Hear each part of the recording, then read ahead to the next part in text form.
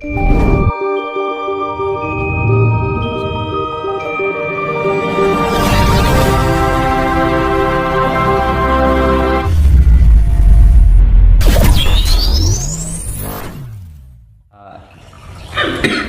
ada, matahari, pencahayaan dari matahari ada, akhirnya terjadilah kehidupan. Dan gitu. Nah, ini berkaitan dengan penciptaan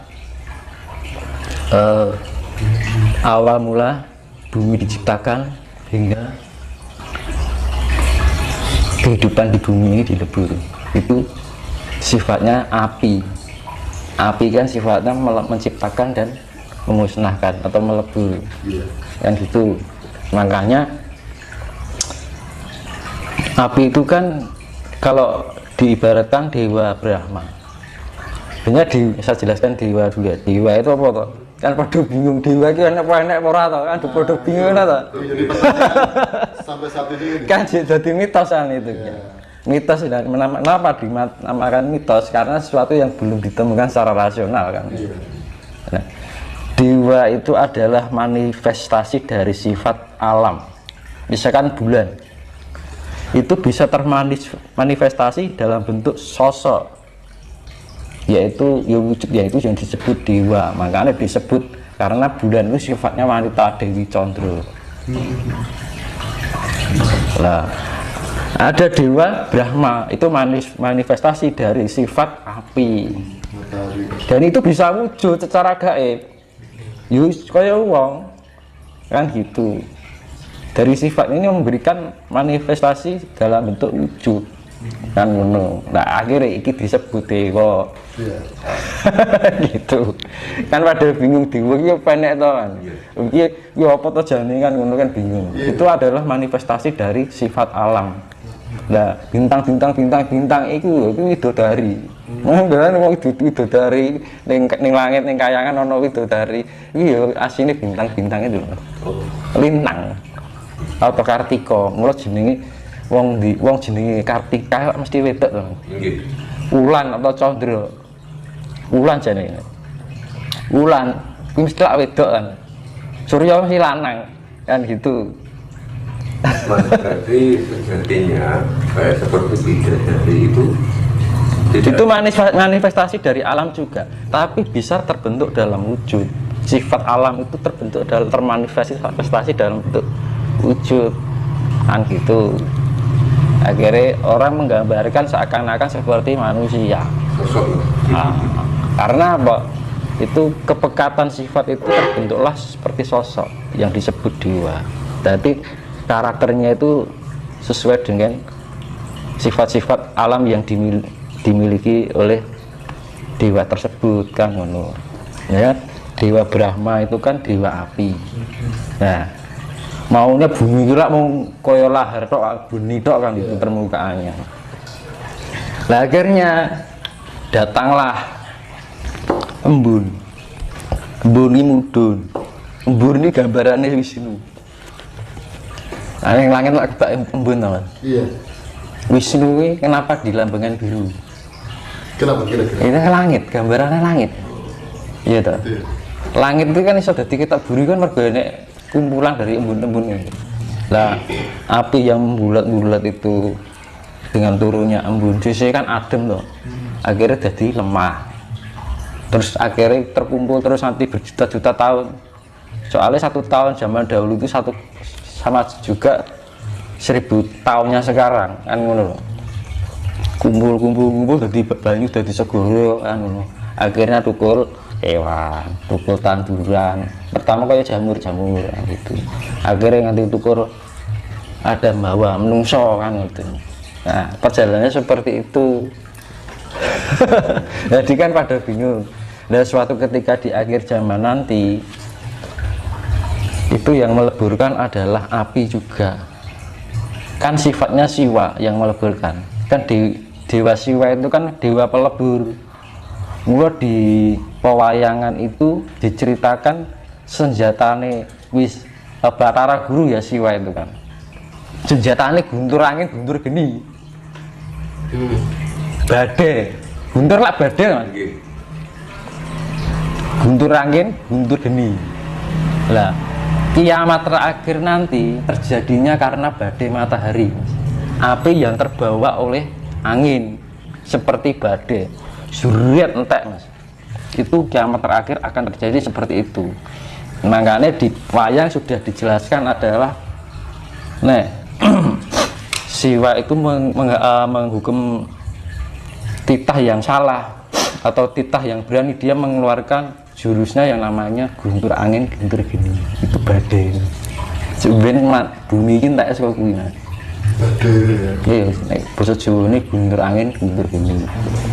Mula sifatnya siwa itu ada dua, pelebur dan penyempurna.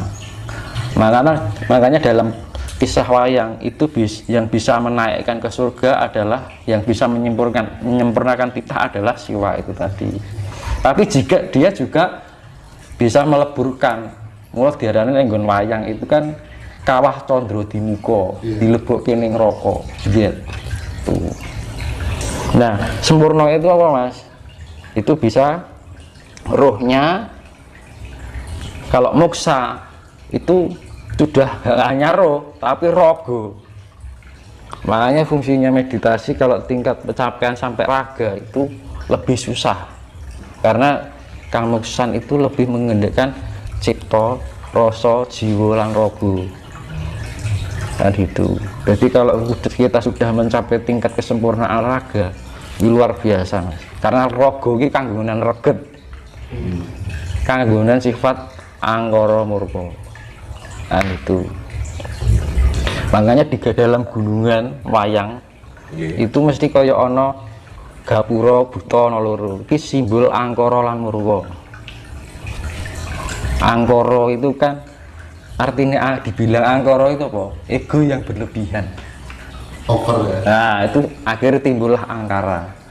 Sifat keakuan, merasa benar, merasa pintar. Pokoknya egois lah kan gitu. Nah, paling gitu. Makanya dihindari sifat-sifat seperti itu. Terus buta siji nih, murka. Murka itu apa toh jane? Nafsu yang berlebihan. Akhirnya timbullah kemurkaan, rumangsa duweni serakah, seneng ngrusui wong liya. Nah, itu murka. Kan gitu. Apakah ini nafsu itu memang apa ya? Apakah nafsu itu selalu buruk atau gimana menurut Mas Tinus itu? Nah, ini saya jelaskan. Kalau kita bicara soal nafsu loh ya. Itu berkaitannya dengan sedulur papat kalima pancer kan. Jadi di dalam wayang itu diceritakan Puntadewa itu pancere. Kalau di gunungan itu merpati putih. Iya kan. Nah, ning gunungan kan ada 5 hewan, ular, macan, monyet, sama banteng. Itu 4 sifat buruk yang ada dalam raga kita. Lah sifatnya saka gawan saka darah iki lho Mas.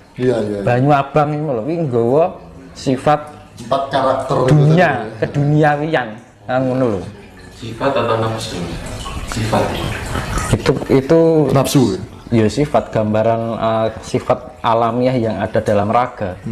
Makanya anak raga iki kudu disempurnake, sing iso nyempurnake apa sukma. Murah pengen iso dadi nemoni sukma kudu golek guru sejati, apa jati dirine dhewe. Nek ora iso ketemu jati dirine dhewe, kita nggak akan bisa menemukan namanya sejatinya hidup. Itu dari penjabaran dari nafsu tadi ya. Nah, nafsu makanya kan dibilang pancer ini tengah loh. Orang yang pinggir, orang yang ngarep, orang yang dulu, orang yang ngisor, orang yang dulu, orang yang tengah. Berarti sifatnya penyeimbang. Kabeh nek kekakean ora apik, nek kekurangan ya ora apik. Ya. Ego kita kalau kelebihan jadi ini angkara, egois, eneke wah ora apik lah ngene. Nek kekurangan ego, eneke wonge lemah, eneke mung tidak. Jadi diambil sisi tengahnya adalah kebijaksanaan.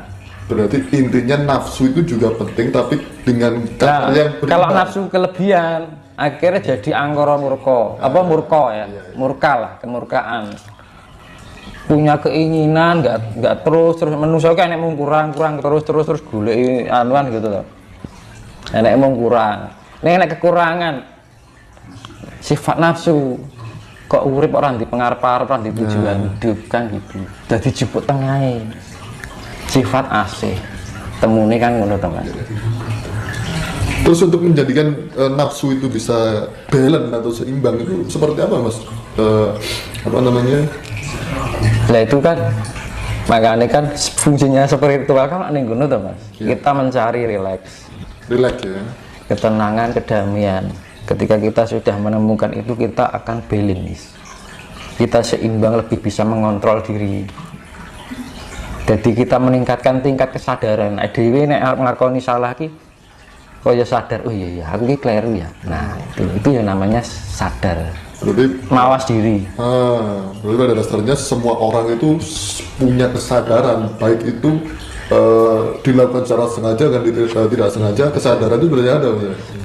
Jadi kesadaran itu untuk memahami bawah sadar. Jadi Dewi kadang-kadang lakoni sesuatu kesalahan yang di bawah sadar kita. Dewi rak rasa nek ade nglakoni salah lagi loh.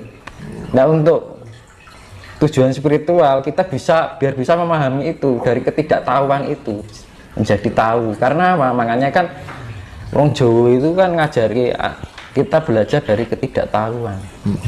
Akhirnya jadi ngerti. Ya. Nah itu yang namanya kesadaran.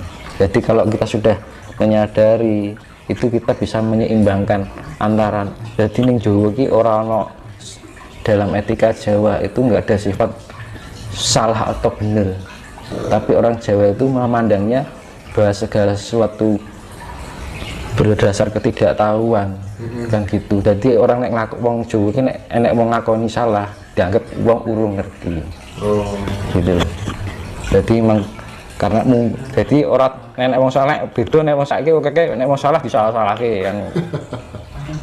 Nek wong Jawa dalam etika Jawa yang sebenarnya, orang yang benar-benar memahami Jawa, kita memandangnya beda. Ya mungkin kono urung ngerti apa sing dilakoni dan gitu. Jadi nggak ada unsur menyalahkan gitu. Karena apa? Tingkat spiritual itu nggak ada sifat nyalahke, merendahkan kan gitu. Makanya belajarlah merendah sampai tak ada ya seorang pun yang bisa merendahkanmu, ya kan? Belajar mengalah sampai tidak seorang pun bisa menyalahkanmu kan gitu. Jadi tidak ada kebenaran jika masih mau menyalahkan, tidak ada yang ditinggikan jika masih mau merendahkan.